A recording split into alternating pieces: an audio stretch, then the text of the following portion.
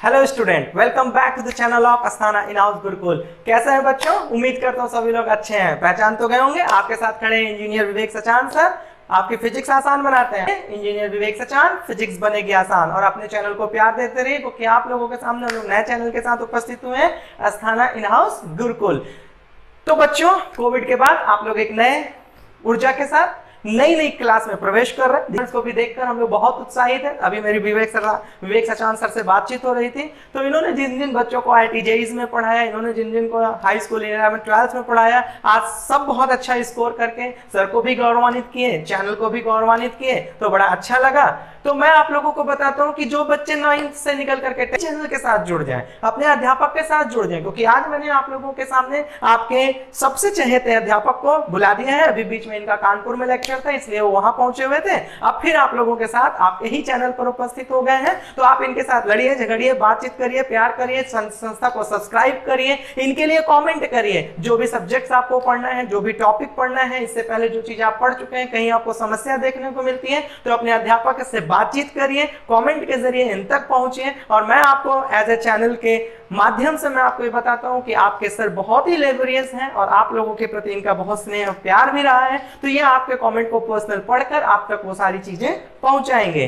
साथ ही साथ जो बच्चे 10th में हैं वो अभी ही जुड़ जाएं। जो बच्चे 11th से निकल करके 12th में जा चुके हैं, वो लोग 12th के लिए भी रेडी हो जाएं। और जो 10th एंड 12th फाउंडेशन के बच्चे हैं, जिन्होंने अभी से ही अपनी नियत को बना रखा है, अपने फोकस को बना रखा है, डेडिकेटेड हैं अपने करियर को लेकर के, जिन्होंने IIT JEE डिफेंस ऐसे जैसे एग्जाम्स की प्रिपरेशन करने के लिए अभी से कमर कस ली है, उन बच्चों का हम लोग भी बहुत हार्दिक स्वागत करते हैं। साथ ही साथ एक चीज याद रखिएगा, ये चैनल पर विवेक सर के माध्यम से, हमारे माध्यम से आपको ये चीज बेहतर मिलेगी कि चाहे आप किसी भी बोर्ड से हो, राजस्थान बोर्ड से हो, यहां से हो, वहां से हो, CBSE से हो, ICSE से हो, अपने यूपी से हो, तो जितने भी बच्चे हैं, आपको ये न लगे कि सर हिंदी भाषा का प्रयोग करते हैं या इंग्लिश भाषा का प्रयोग करते हैं। ये आपके लिए, क्योंकि मैंने इनके नाम को फिर से मैं आपको बोलता हूं, विवेक सचान सर खड़े हैं, जिनका काम ही है आपकी फिजिक्स को आसान बनाना। तो आप इनके साथ बाइलिंगुअल पढ़ेंगे, हिंदी भाषा में भी वैसा ही पढ़ेंगे, इंग्लिश भाषा में भी वैसे ही पढ़ेंगे,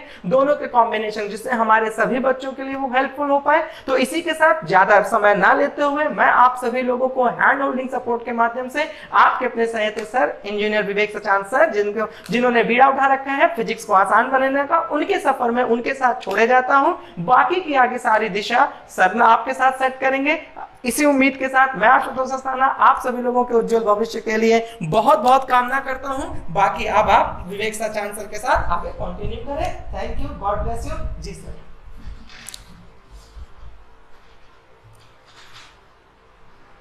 हेलो स्टूडेंट, जैसा कि अभी सर ने आपको बताया, मैं विवेक सचान, फिजिक्स बनेगी आसान।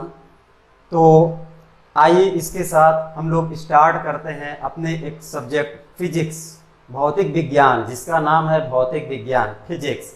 अब यहाँ पर आपकी फिजिक्स को आसान बनाने के लिए, क्योंकि हमारे साथ हर तरह के स्टूडेंट जुड़ते हैं, चाहे वो यूपी बोर्ड हो, चाहे ICSE बोर्ड हो, चाहे CBSE बोर्ड हो, या किसी अदर स्टेट बोर्ड का स्टूडेंट हो। हमारे साथ हिंदी मीडियम के लोग भी जुड़ते हैं, हमारे साथ इंग्लिश मीडियम के लोग भी जुड़ते हैं। इसलिए हम कोशिश करते हैं कि आपकी फिजिक्स कितना आसान बन जाए, इसके लिए हम बाई लैंग्वेज, माने कि दोनों भाषाओं में इस सब्जेक्ट को लेकर के चलेंगे, जिससे आपको कोई डिफिकल्ट नहीं है। और उम्मीद है कि आप सभी हमारे चैनल के साथ जुड़े रहेंगे। तो आइए इसके साथ हम शुरू करते हैं क्लास 10 फिजिक्स। सबसे पहला चैप्टर लाइट। तो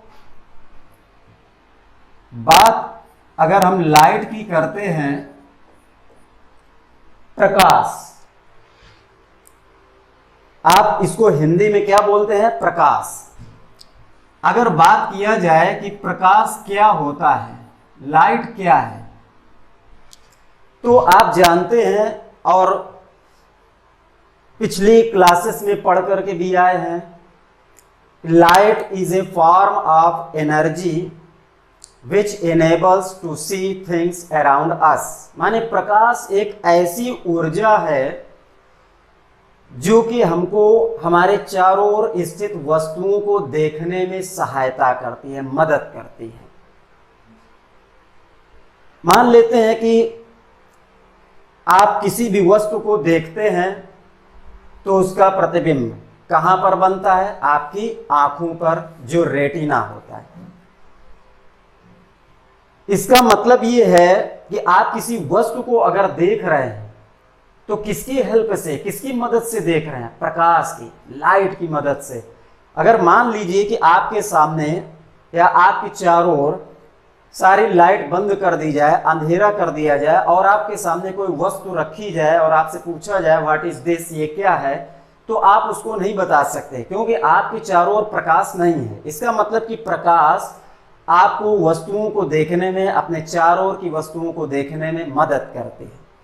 अब जब प्रकाश की अगर बात कर रहे हैं तो वस्तुओं, अभी ऑब्जेक्ट की बात आई, वस्तु, तो प्रकाश यानी लाइट के अकॉर्डिंग वस्तुओं को दो तरीके से क्लासिफाई किया गया, उनको दो भागों में विभाजित किया गया।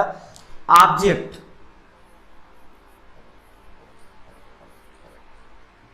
एक तो होता है हमारा ल्यूमिनस ऑब्जेक्ट, ल्यूमिनस ऑब्जेक्ट। अब इसको हिंदी में क्या बोलेंगे? दीप्त वस्तुएं या दीप्त वस्तु। दूसरा है non luminous object, non luminous object. अब आपके दिमाग में ये क्वेश्चन आ रहा होगा कि ये कौन सी वस्तुएं होती हैं? ल्यूमिनस ऑब्जेक्ट माने दीप्त वस्तुएं, नॉन ल्यूमिनस ऑब्जेक्ट अदीप्त वस्तुएं। तो आपको बताते चले कि दीप्त वस्तु मीन्स ल्यूमिनस ऑब्जेक्ट का मतलब ये है कि आप जैसे अपने चारों ओर बहुत सारी वस्तुओं को देखते हैं, उसमें से आप देख रहे हैं कि कुछ वस्तुएं ऐसे होते हैं, कुछ ऑब्जेक्ट्स ऐसे होते हैं जिनकी अपनी खुद की लाइट होती है, लाइक ए सन, सूर्य। सूर्य अपने प्रकाश से प्रकाशित होता है।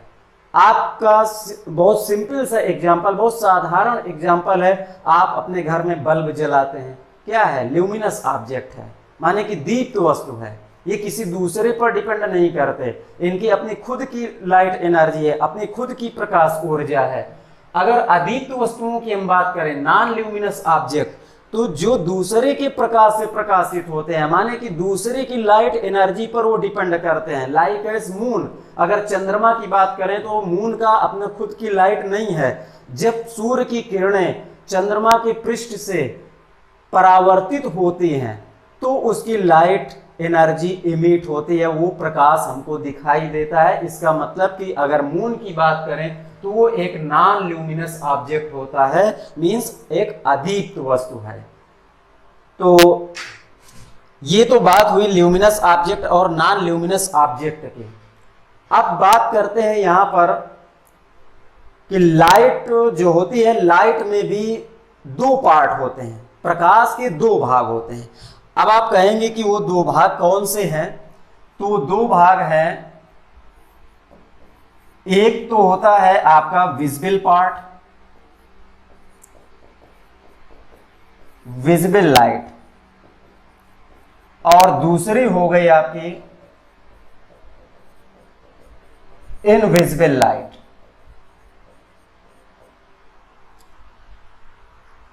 अब विजिबल लाइट की अगर बात करें माने दृश्य प्रकाश, और इनविजिबल लाइट अदृश्य प्रकाश।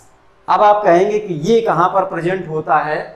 तो अगर सन रेज की बात करें, प्रकाश की बात करें, सूर्य के प्रकाश की बात करें, तो आप जूनियर क्लासेस से पढ़ के आए हैं कि उसमें विब ग्योर, ये जो स्पेक्ट्रम होता है, ऑर्डर ऑफ 7 कलर, माने कि ये 7 रंगों का जो क्रम होता है, जिसको आप VIBGYOR, violet, indigo, blue, green, yellow, orange, red, माने कि इंक्रीजिंग वेवलेंथ के ऑर्डर में, बढ़ती हुई तरंग दैर्ध्य के ऑर्डर में इनको क्रम में स्थित किया गया।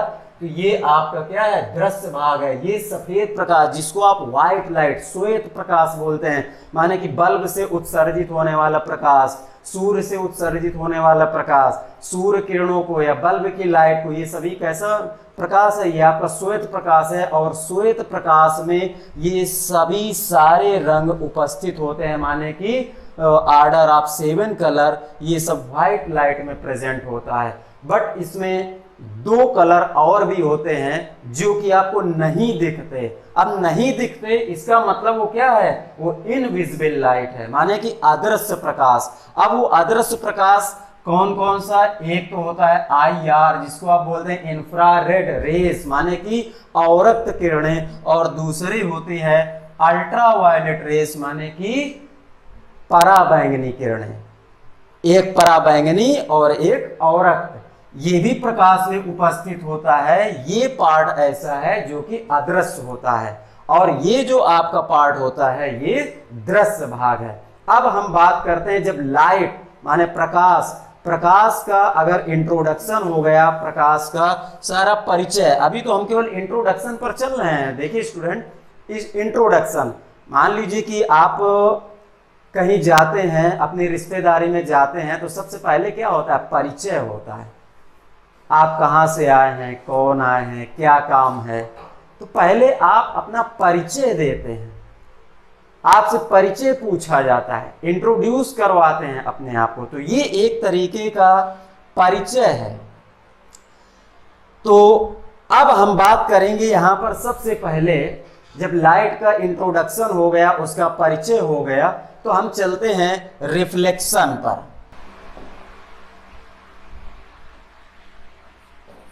Reflection,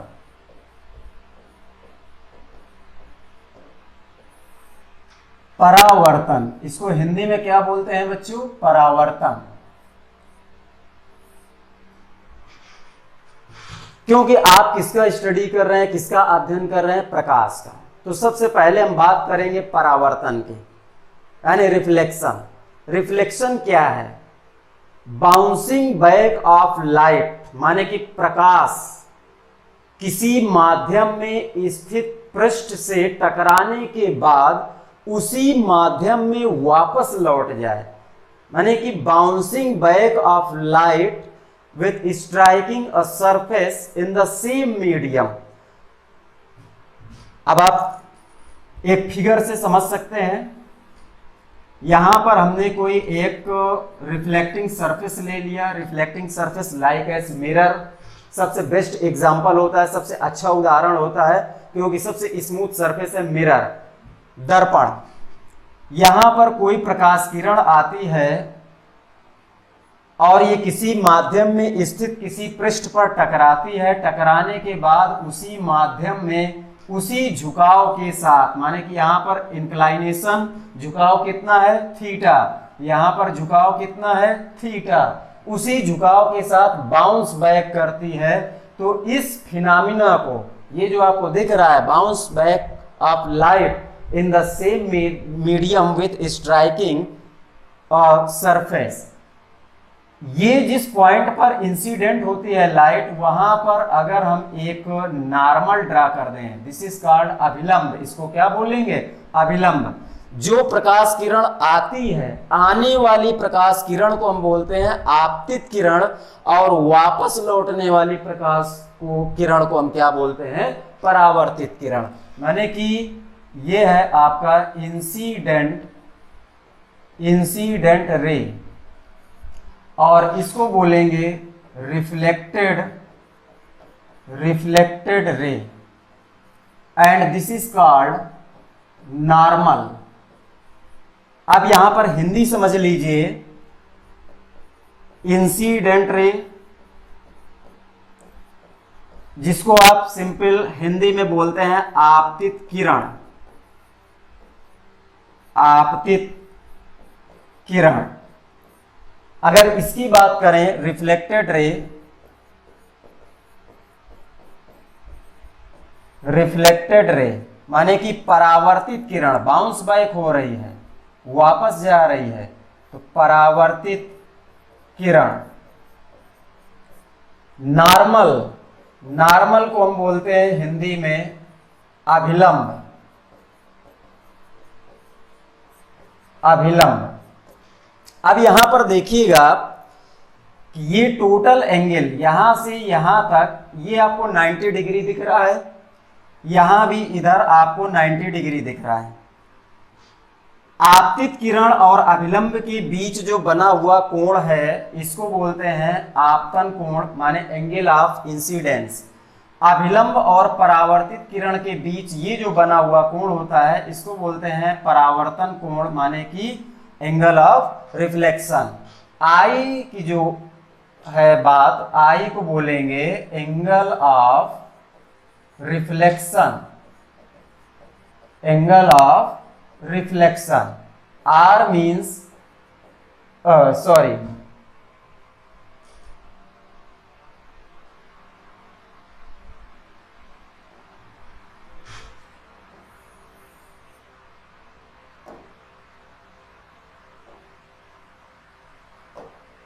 angle of incidence. I means angle of incidence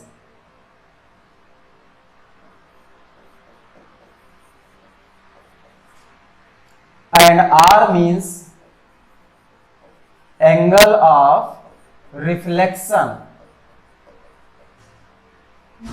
angle of reflection। जिस बिंदु पर, देखिए यहां पर आप फिजिक्स पढ़ रहे हैं, हर एक वर्ड की एक अपनी मीनिंग है, हर एक शब्द एक अपना मतलब रखता है, हर एक वाक्य जो है वो अपनी मीनिंग रखता है। यहां पर जिस बिंदु पर ये किरण आकर के टकराती है, means incident ray falling on the surface, this point is called point of incidence. जिस बिंदु पर ये आकर के टकराएगी इसको बोलेंगे पॉइंट ऑफ इंसिडेंस, माने कि आपतन बिंदु। अब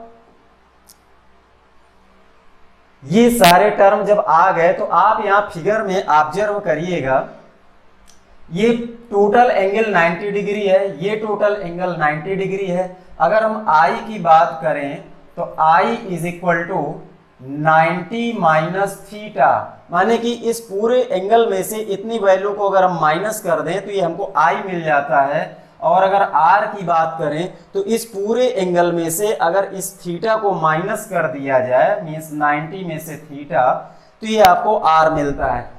मींस फिगर में आप ऑब्जर्व कर रहे हैं और देख रहे हैं कि I is 90 minus theta and R also 90 minus theta. Therefore, we can say that I is equal to R. Therefore, I is equal to R. तो अब यहां पर देखिए, जब परावर्तन की बात हो गई, माने रिफ्लेक्शन की बात हो गई, तो रिफ्लेक्शन में यहां पर दो लॉज हैं जिनको आप बहुत इजीली एक्सप्लेन कर सकते हैं। First, laws of reflection. Laws of reflection में जो फर्स्ट लॉ है, incident ray, normal and reflected ray, means आपतित किरण, अभिलंब और परावर्तित किरण all lie on the same plane, माने कि सभी एक ही तल में स्थित होते हैं। तो इसको आप कैसे, देखिए लैंग्वेज स्टेटमेंट लिखना भी आप अपने से सीखिए, और मैं समझता हूं कि आपके लिए बहुत आसान हो गया, क्योंकि जो भी चीजें लिखी जाती हैं वो फिगर से ऑब्जर्व करके आप उसकी डेफिनेशन को वहीं पर बना सकते हैं। यहाँ पर आपको दिख रहा है कि ये एक पर्टिकुलर प्लेन है और इसी प्लेन पर, इसी तल में आपकी आपतित किरण, अभिलंब और परावर्तित किरण तीनों सभी एक ही तल में स्थित हैं। इसका मतलब कि आप जब फर्स्ट लॉ आप एक्सप्लेन करेंगे तो उसमें लिखेंगे incident ray,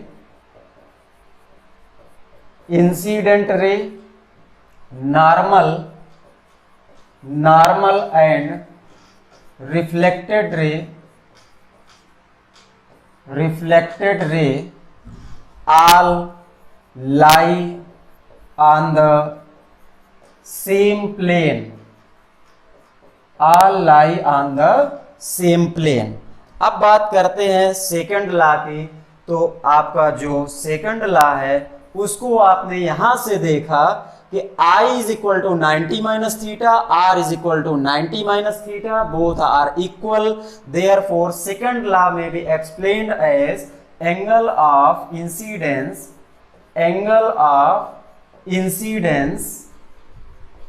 is equal to angle of reflection,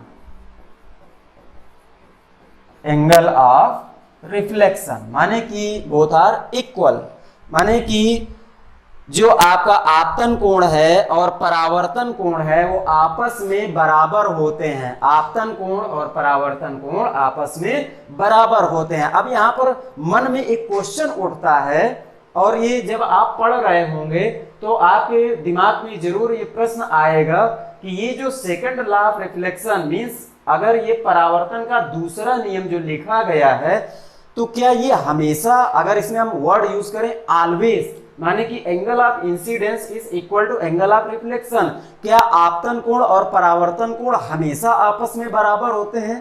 तो अब यहां पर देखिए थोड़ा सा कॉन्ट्राडिक्शन आपको समझ में आ रहा होगा।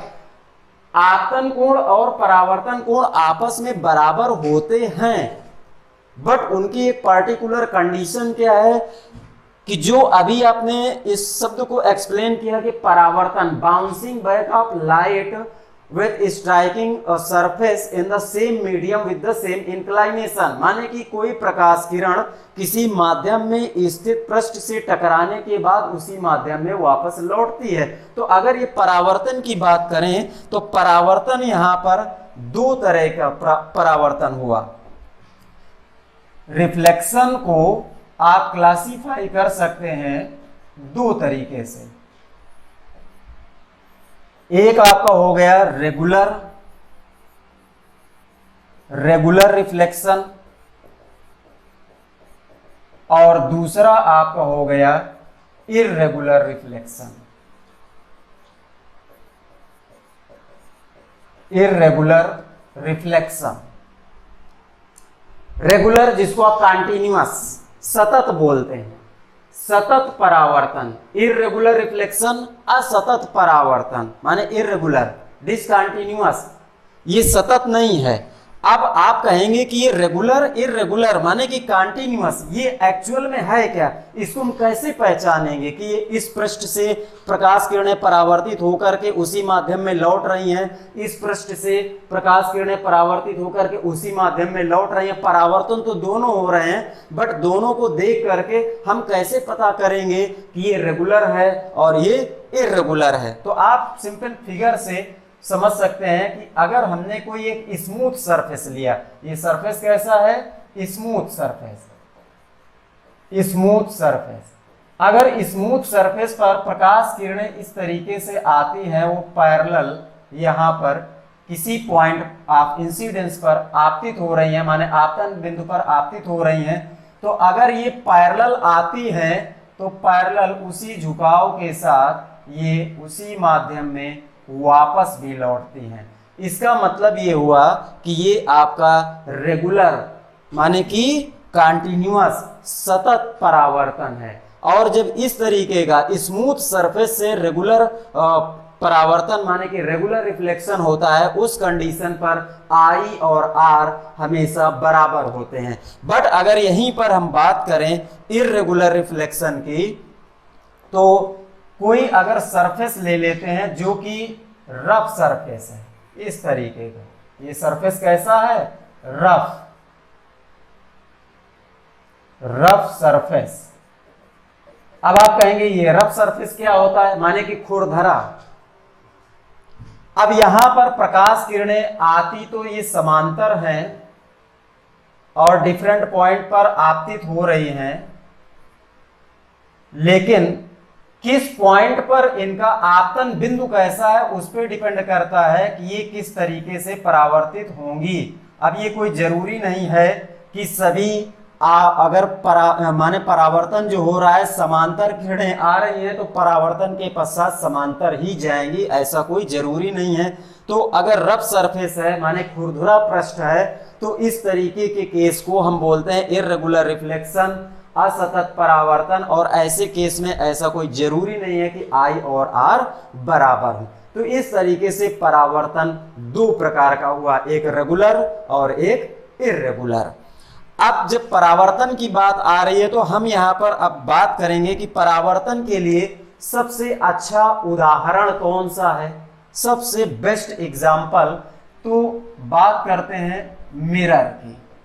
यहां से हम परावर्तन को और अच्छे ढंग से समझ सकते हैं, बहुत क्लियरली आपको समझ में आएगा। क्योंकि अब हम यहाँ इर्रेगुलर परावर्तन की बात नहीं करेंगे। अगर मिरर की बात करते हैं तो इसका मतलब ये सतत परावर्तन है, रेगुलर रिफ्लेक्शन की बात हो रही है यहाँ पर। और जब रेगुलर रिफ्लेक्शन की बात होती है तो इसका मतलब कि आई और आर हमेशा बराबर होंगे आपस में। तो मिरर की अगर बात करें तो मिरर का मतलब क्या होता है? दर्पण। दर्पण एक्चुअल में दर्पण है क्या? दर्पण का मतलब यह है कि अगर किसी ग्लास शीट कांच की प्लेट को अगर एक पृष्ठ पर सिल्वर पॉलिश कर दें और उसमें अपना बहुत ब्यूटीफुल खूबसूरत चेहरा दिखने लगे तो इसका मतलब वो क्या बन गया? दर्पण। अब आपके मन में ये सवाल आता है कि दर्पण भी तो कई तरीके का हो सकता है। वैसे एक दर्पण तो है जो कि आप अपने घर में रोज देखते हैं और कितनी महत्वपूर्ण चीज है कि इस पर तो दर्पण में गाना भी बहुत पुराना फेमस प्रचलित चल गया जो है रूप तेरा ऐसा दर्पण में ना समाए, है ना। तो इससे ये लगता है कि दर्पण की बहुत इंपॉर्टेंस है, माने मिरर हमारी लाइफ के लिए बड़ा इंपॉर्टेंस रखता है। और खासकर आजकल के लोगों के लिए, क्योंकि स्टूडेंट जब भी घर से निकलता है और क्लास में भी प्रेजेंट होता है तो वो चाहता है कि उसका फेस, है ना, कहीं से बिल्कुल क्लियर डिसक्लियरिटी ना आए उसमें, उसके बाल, उसकी हेयर स्टाइल। तो चलिए बात करते हैं मिरर की, दर्पण की। तो इसमें जब दर्पण की बात आती है तो इनको क्लासिफाई किया गया दो तरीके से। एक तो दर्पण होता है जिसको हम बोलते हैं प्लेन मिरर, माने कि समतल दर्पण। इसको क्या बोला जाता है? समतल दर्पण।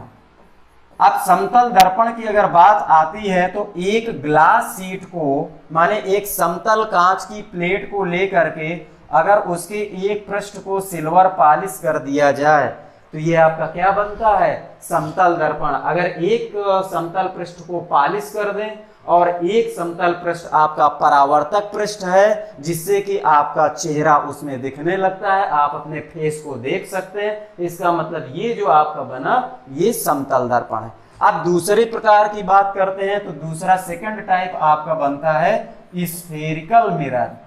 Spherical mirror. अब स्फेरिकल मिरर जो है माने जिसको आप बोलते हैं गोलीय दर्पण। गोलीय दर्पण, गोलीय दर्पण, इनको भी दो पार्ट में डिवाइड कर दिया गया। एक आपका बन गया कानकेव मिरर और जिसको आप बोलते हैं अवतल दर्पण, अवतल दर्पण। और दूसरा आपका बन गया कॉन्वेक्स मिरर जिसको आप बोलेंगे उत्तल दर्पण, उत्तल दर्पण। अब आपके मन में फिर से एक सवाल उठा, क्योंकि जितने शब्द आएंगे, जितने स्टेटमेंट आएंगे, जहां जहां वर्ड आएंगे तो हर वर्ड पर आपके मन में सवाल जरूर उठते हैं। क्योंकि आजकल स्टूडेंट 21वीं सदी में पढ़ने में बहुत अच्छे होते हैं, रिजल्ट भी 100% देते हैं। और इसी उम्मीद के साथ मैं विवेक सचान आपकी फिजिक्स बनेगी आसान उपस्थित हुआ हूं आपकी फिजिक्स को आसान बनाने के लिए। और उम्मीद है आप हमारे साथ हमारे चैनल से जुड़े रहेंगे। तो जो मन में आपके सवाल उठा कि समतल दर्पण, तो समतल दर्पण की बात तो आपको समझ में आ गई, बट गोलीय दर्पण की जो बात आ रही है कि अवतल और उत्तल मींस कॉनकेव और कॉन्वेक्स मिरर, एक्चुअल में ये मिरर क्या हैं। तो यहां पर हम आपको बताते चलें कि गोलीय दर्पण की अगर बात आ रही है तो गोलीय दर्पण में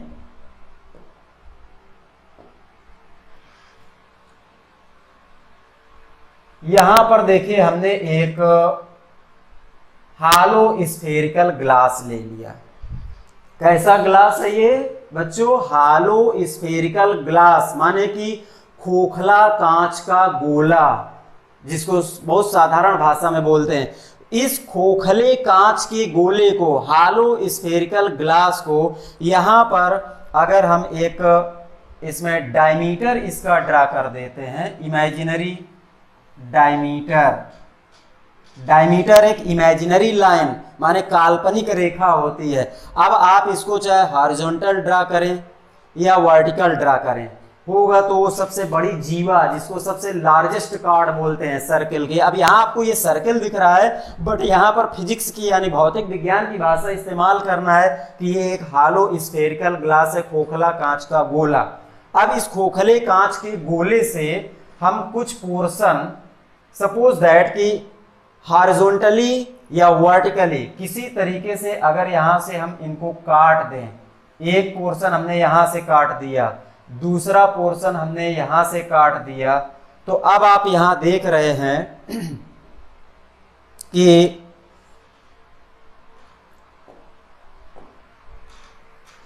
एक पोर्शन आपको ये दिखा, एक पोर्शन ये दिखा। इस गोले का ये आपका सेंटर है। इतने पोर्शन को अगर अलग कर लिया जाए, ये वाला जो दिख रहा है और ये वाला जो दिख रहा है आर्क शेप में, तो दोनों पोर्शन को अलग कर दें। अगर यहां पर इसके एक सरफेस को पॉलिश कर दें, ये यहां पर हमने इसके इनर सरफेस को पॉलिश कर दिया, सिल्वर पॉलिश ये कर दिया, तो ये जो पोर्शन आपको दिख रहा है ये कुछ इस तरीके का दिख रहा है। इसके इनर सरफेस पर आपने ये पॉलिश कर दिया, और इधर आपको ये जो दिख रहा है इसके आउटर सरफेस में आपने पॉलिश कर दिया ये। तो देखिए खोखले कांच के गोले के आपने दो पार्ट को कट कर लिया, दोनों को अलग अलग कर लिया। अब यहां से ये जो इमेजिनरी लाइन है, मींस काल्पनिक रेखा है, इस काल्पनिक रेखा को सी से लेकर के यहां तक मिला दिया, और इसको काल्पनिक रेखा को सी से लेकर के यहां तक, ये पॉइंट हो गया सी, और ये दर्पण का मध्य बिंदु, ये कर्वेचर है, आर्क जो है, आर्क का मध्य बिंदु जो है ये पी है और ये सी है। सेम उसी तरह यहां भी मध्य बिंदु माने mid point of the mirror, ये P हो गया, ये C हो गया। तो अब यहां पर देखिए जो बात हम कर रहे थे स्फेरिकल मिरर की माने गोलीय दर्पण की, तो ये आपके गोलीय दर्पण माने कि आर्क शेप में गोले से काटे गए भाग हैं, माने कि एक हालो स्फेरिकल ग्लास के पार्ट निकाल करके आपने अलग कर लिया, तो इन्हीं को हम क्या बोलते हैं, गोलीय दर्पण। अब गोलीय दर्पण में जो अवतल की बात करें, कॉनकेव मिरर, कॉनकेव मिरर का मतलब ये है अवतल दर्पण का कि उसके अगर आउटर पोर्शन को आपने सिल्वर पॉलिश किया है, आउटर पोर्शन माने उभरा हुआ भाग जो है उसको आपने पॉलिश कर दिया है, तो वो आपका बनता है अवतल दर्पण। इसको क्या बोलेंगे, ये है आपका अवतल दर्पण, माने कि कॉनकेव मिरर, कॉनकेव मिरर। और इनर भाग को अगर पॉलिश किया गया है, माने कि उसके गहरे भाग को आपने सिल्वर पॉलिश किया है, और आउटर सरफेस रिफ्लेक्टिंग यानी परावर्तक है, तो इसको हम बोलते हैं उत्तल दर्पण, माने कि कॉन्वेक्स मिरर, कॉन्वेक्स मिरर। अब यहां पर जब आपने दर्पण जान लिया तो आपके मन में फिर से एक सवाल आया कि जब समतल दर्पण था, तो समतल दर्पण में तो हम आप अपने चेहरे को देख ही सकते हैं, माने कि अपने बॉडी को, अपने इमेज को ऑब्जर्व कर सकते हैं, अपनी इमेज देख सकते हैं, अपने प्रतिबिंब को देख सकते हैं। तो देखिए यहाँ पर एक फिर से एक शब्द आ गया, प्रतिबिंब, इमेज। तो अभी हम इमेज की बात करेंगे। तो मन में जो सवाल आया कि गोलीय दर्पण की क्या जरूरत पड़ी, तो एक्चुअल में इनका भी हमारे दैनिक, क्योंकि आप क्या पढ़ रहे हैं, फिजिक्स, भौतिक विज्ञान, माने कि फिजिकल एग्जाम्पल होना चाहिए, उदाहरण कैसा होना चाहिए आपके अराउंड, क्योंकि फिजिक्स क्या है, एक नेचुरल फिनोमिना का जिसमें आप अध्ययन करते हैं, नेचुरल फिनोमिना को स्टडी करते हैं। तो इसका यूज क्या है हमारी डेली लाइफ में, इसका यूज क्या है हमारी डेली लाइफ में, ये कॉनकेव मिरर और कॉन्वेक्स मिरर, माने कि स्फेरिकल मिरर, गोलीय दर्पण बनाने की जरूरत क्या पड़ी। तो ये जो अवतल दर्पण की बात हो रही है, अवतल दर्पण का यूज होता है क्योंकि इसमें दो तरीके का प्रतिबिंब बनता है, एक रियल होता है और एक इमेजिनरी माने कि वर्चुअल जिसको बोलते हैं, माने कि आभासी और वास्तविक प्रतिबिंब। तो यहां पर दोनों प्रतिबिंब बनते हैं। अब हम बात प्रतिबिंब की भी करेंगे, जो अभी हमने नाम लिया कि वास्तविक प्रतिबिंब माने रियल इमेज एंड इमेजिनरी माने वर्चुअल इमेज, आभासी प्रतिबिंब, ये क्या होते हैं। तो अभी हम इनकी बात करते हैं। तो इसका यूज डेली लाइफ में अगर देखा जाए तो जो डेंटिस्ट यानी डेंटल डॉक्टर जो होते हैं वो इसका यूज करते हैं। अब उसका यूज कैसे करते हैं, क्योंकि जो आपका अवतल दर्पण है, कॉनकेव मिरर है, ये कॉनकेव मिरर किसी भी ऑब्जेक्ट की इमेज को एनलार्ज करता है, बड़ा इमेज दिखाता है, समझ रहे हैं ना।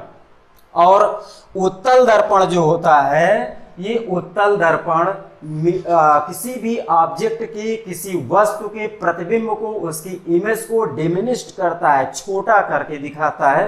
तो इसका यूज तो व्हीकल के, गाड़ियों के साइड मिरर के रूप में किया जाता है। ये इसका डेली यूज है, माने दैनिक जीवन में जो उसका उपयोग है। और इसका उपयोग डेंटिस्ट यानी डेंटल डॉक्टर जो होते हैं वो इसका यूज करते हैं, क्योंकि माउथ में, टीथ में अगर कोई प्रॉब्लम होती है, कोई इस तरीके की डिसीज है, तो उसको एक लार्ज इमेज यानी बड़े प्रतिबिंब के रूप में देखना है, जो कि माउथ के अंदर वहां नहीं दिख सकता है। तो उसका एक्सरे लेकर के और उसके लार्ज इमेज के फॉर्म में दिखाता है, क्योंकि प्रतिबिंब को क्या करता है, एनलार्ज कर देता है, माने कि आभासी और सीधा प्रतिबिंब बना देता है, ठीक है ना, और वस्तु से बड़ा प्रतिबिंब बना देता है। लेकिन इसमें वास्तविक और उल्टा प्रतिबिंब यानी रियल और इन्वर्टेड प्रतिबिंब भी बनते हैं, इमेज। तो बात करते हैं यहां पर, जो मिरर की जब बात आई तो यहां पर कई बार शब्द यूज किया गया कि इमेज क्या होती है। इमेज माने कि प्रतिबिंब,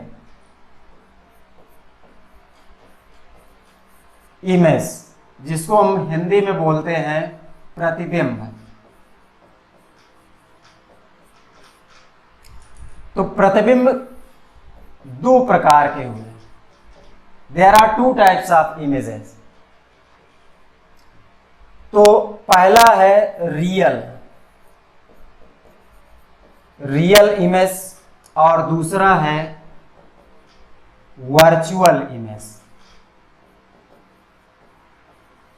रियल इमेज को हम बोलेंगे वास्तविक प्रतिबिंब, वास्तविक प्रतिबिंब, और वर्चुअल इमेज को हम बोलते हैं आभासी प्रतिबिंब, आभासी प्रतिबिंब। अब हम आपको दिखाने जा रहे हैं कि यहां पर जो प्रतिबिंब बनते हैं, चाहे वो समतल दर्पण की बात हो, चाहे उत्तल दर्पण की बात हो, चाहे अवतल दर्पण की बात हो, हर एक दर्पण में प्रतिबिंब किस तरीके से बनता है और कैसा बनता है, वास्तविक कब बनेगा, आभासी कब बनेगा, या केवल वास्तविक बनता है या केवल आभासी बनता है।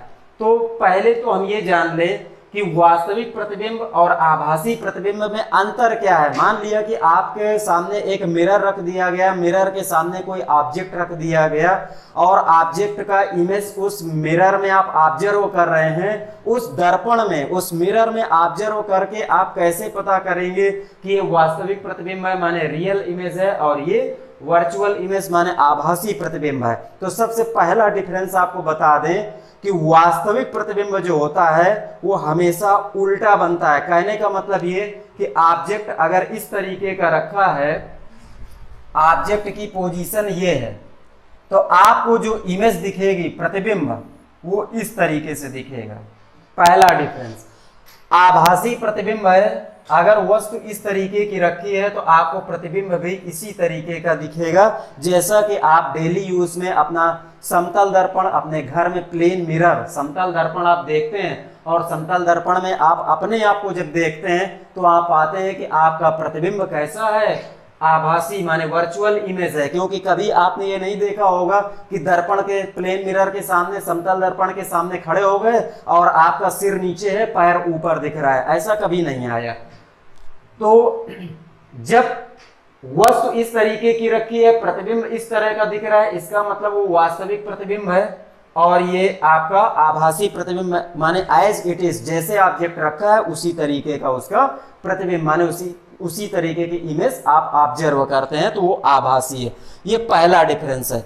दूसरा डिफरेंस ये होता है कि अगर हम दर्पण और वस्तु के बीच में कोई स्क्रीन लगा दें जिसमें कि इमेज फॉर्म हो सके, अगर उस स्क्रीन को लगा दिया जाता है तो वास्तविक प्रतिबिंब उस स्क्रीन पर आ जाता है। कहने का मतलब ये कि वास्तविक प्रतिबिंब मीन्स रियल इमेज को हम स्क्रीन पर टेक कर सकते हैं, बट कैमरे से उसकी फोटो नहीं खींची जा सकती। दूसरे शब्दों में आप ऐसे समझ लीजिए कि वास्तविक प्रतिबिंब एक वर्चुअल ऑब्जेक्ट यानी एक आभासी वस्तु की तरह भी कार्य करता है और उस वास्तविक प्रतिबिंब का भी प्रतिबिंब बन जाएगा। माने कि जब वो एक आभासी वस्तु वर्चुअल ऑब्जेक्ट की तरह अगर कार्य करेगा तो उसका भी इमेज फॉर्म हो जाता है। जबकि आभासी प्रतिबिंब के लिए अगर आप दर्पण और वस्तु के बीच में means in between object and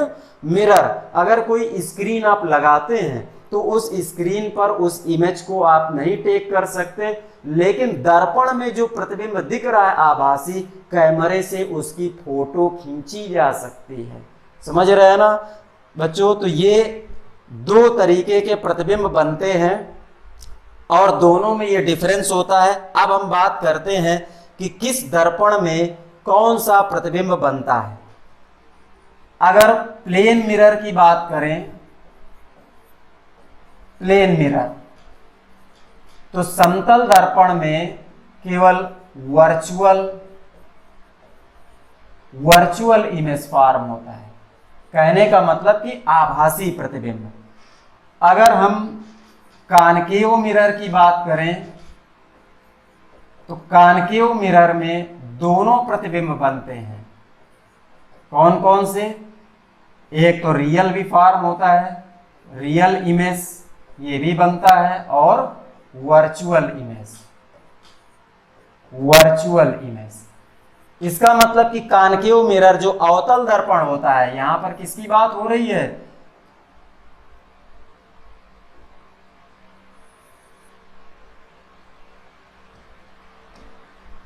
समतल दर्पण की। समतल दर्पण, तो समतल दर्पण में कौन सा इमेज बना? वर्चुअल यानी आभासी प्रतिबिंब बनता है, आभासी प्रतिबिंब। जबकि अवतल दर्पण की अगर हम बात कर रहे हैं तो अवतल दर्पण मीन्स कॉनकेव मिरर में आपका रियल इमेज माने वास्तविक प्रतिबिंब, वर्चुअल इमेज आभासी प्रतिबिंब दोनों बनते हैं। और अगर हम बात करें कॉन्वेक्स मिरर की, कॉन्वेक्स मिरर माने कि उत्तल दर्पण, तो उत्तल दर्पण में भी केवल वर्चुअल इमेज बनता है, माने कि आभासी प्रतिबिंब। कैसा बनता है बच्चों? Virtual image. तो इस तरीके से किस मिरर में कौन सा प्रतिबिंब बनता है ये आपको समझने में बहुत आसान हो गया, और उम्मीद करते हैं कि आपको बहुत आसान भी लग रहा है जैसा कि आप रिप्लाई कर रहे हैं।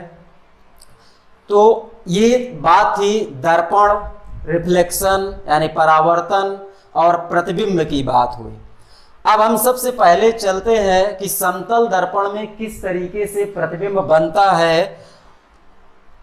तो उसको अगर हम एक फिगर से समझ लें तो हमारे लिए थोड़ा बहुत आसान हो जाएगा।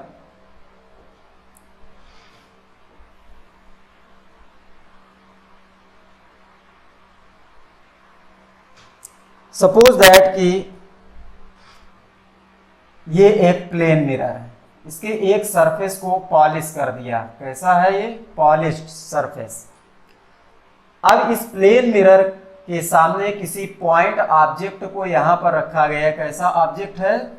पॉइंट ऑब्जेक्ट माने कि बिंदु वस्तु, पॉइंट ऑब्जेक्ट। यहां से प्रकाश किरण एक ये चल रही है, एक प्रकाश किरण ये चल रही है। ये दो प्रकाश किरणें अलग अलग बिंदुओं पर आपतित हो रही है, माने कि डिफरेंट पॉइंट पर इंसिडेंट हो रही हैं। और बाय द डेफिनीशन, परावर्तन की डेफिनीशन पर आप चले जाइए, परावर्तन माने रिफ्लेक्शन की डेफिनीशन पर, उसकी परिभाषा में चले जाइए तो आपने पढ़ रखा है कि जो आपतित किरण होती है किसी पृष्ठ में टकराने के बाद उसी इंक्लाइनेशन, उसी झुकाव के साथ उसी माध्यम में वापस लौट जाती है। तो अगर हम यहाँ पर इस बिंदु से इस परावर्तित किरण को ऐसे ले लें और यहाँ से ये प्रकाश किरण इधर परावर्तित हुई, अगर इनको इमेजिनरी अगर बैक साइड ऐसे बढ़ाते हैं तो ये आपका यहाँ किसी पॉइंट पर इमेज बनता है। इमेज भी कैसा रहेगा, ये आपका पॉइंट इमेज, पॉइंट इमेज, ये परावर्तित किरण है। तो यहां पर आप देखेंगे कि जितनी डिस्टेंस पर, अगर ये डिस्टेंस यक्स है तो ये डिस्टेंस भी आपकी यक्स होगी। इसका मतलब कि यहाँ एक कॉन्सेप्ट तो आपके सामने आ गया कि जो आभासी प्रतिबिंब होता है, माने वर्चुअल इमेज होती है, वो हमेशा मिरर के बिहाइंड, दर्पण के पीछे बनती है। इससे एक कॉन्सेप्ट ये निकल के सामने आ रहा है। दूसरा कॉन्सेप्ट ये कि समतल दर्पण में जितनी दूरी पर वस्तु होगी, माने कि जितनी डिस्टेंस पर ऑब्जेक्ट को आप रखेंगे, सेम उसी डिस्टेंस पर आप इमेज को भी ऑब्जर्व करते हैं। तो अब यहां पर एक बहुत छोटा सा क्वेश्चन बनता है, एक प्रश्न बनता है कि एक प्लेन मिरर है ये, और इस प्लेन मिरर के सामने, ये प्लेन मिरर रेस्ट में है, कैसा है, रेस्ट में, इसके सामने एक बाल को, ये बाल है, u स्पीड के साथ प्रोजेक्ट किया गया। तो यहां पर जाहिर सी बात है कि आपको इस बाल की इमेज दिखेगी और वो कैसे मूव करेगी, टुवर्ड मिरर। बट आप ध्यान दीजिएगा क्वेश्चन में कि इमेज जो है वो दर्पण के पीछे आभासी इमेज दिख रही है, माने कि वर्चुअल इमेज, वो मिरर को अप्रोच कर रही है क्योंकि बाल भी मिरर को अप्रोच कर रही है। अब अगर हम आपसे यहां पर पूछते हैं कि u वेग से अगर बाल चल रही है, दर्पण को अप्रोच कर रही है, दर्पण की तरफ, मिरर की तरफ मूव कर रही है, तो इसकी स्पीड कितना होगी इमेज की, तो आपको तुरंत बताना चाहिए कि यहाँ पर रिलेटिव मोशन यानी सापेक्ष गति का कॉन्सेप्ट लगता है।